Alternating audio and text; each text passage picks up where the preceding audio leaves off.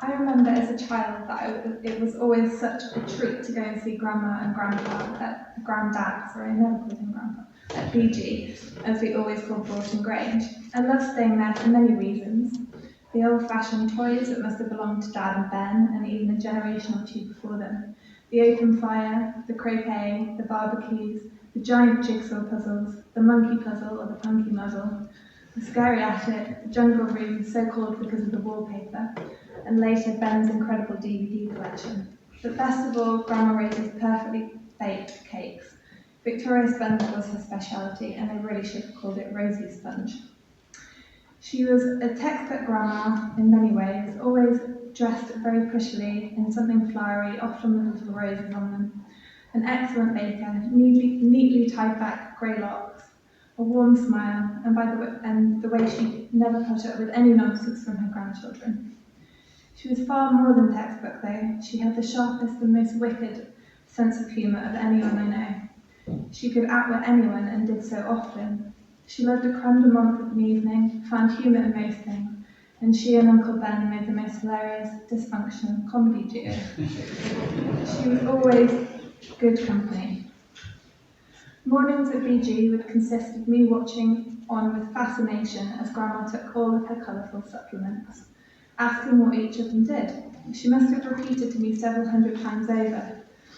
Afternoons would involve sitting in a swinging chair, asking about her garden or fishing for newts. Evenings would mostly involve home-cooked meals, bird's custard, and lounging by the fire.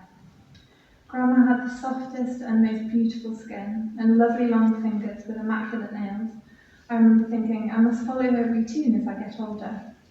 Oil of Olay, she always told me, but now I've given her secret away. She was a creature of habit. Her bedtime routine had many crucial steps. When she was going to bed, she would announce to the family, I'm going to start the process. It would be an hour later that you heard her creeping up to bed with a hot water bottle and a flask of hot water. Most of the time was spent putting the cats to bed. Everything was removed from the kitchen table to be replaced with cushions and blankets to give the cats an elevated and comfortable bed for the night. Each December, she would send me an advent calendar without fail, something I always looked forward to. They were always the traditional ones, a cut above the rest. She once had to fulfill a very important task, to replace my rabbit soft toy which I lost as a child, and I was devastated. But Grandma knew what to do. A trip to a Thornton's chocolate shop in Halifax, where they sold Thornton's chocolate bunny rabbits. Sorry, they weren't actually made of chocolate, they were soft toys. So it resulted in a brand new rabbit for me. Her name was Rosie Rabbit, of course, and she's still on my bed at home and has travelled far and wide with me. Other things I never forget about my grandma were her great love of bread sauce, her fabulously decorated Christmas trees, her glittery gold, very 1970s basin in her bedroom, and the way she would tell you off when you called it sink. Her love of Aero mint chocolate, her pretending to Ben that she was on her second sherry when she was definitely on her sixth, her selective hearing, and her purring like a cat when she was happy. I knew the last time I saw her might be the last, and I stood at her bedroom door and blew her a kiss.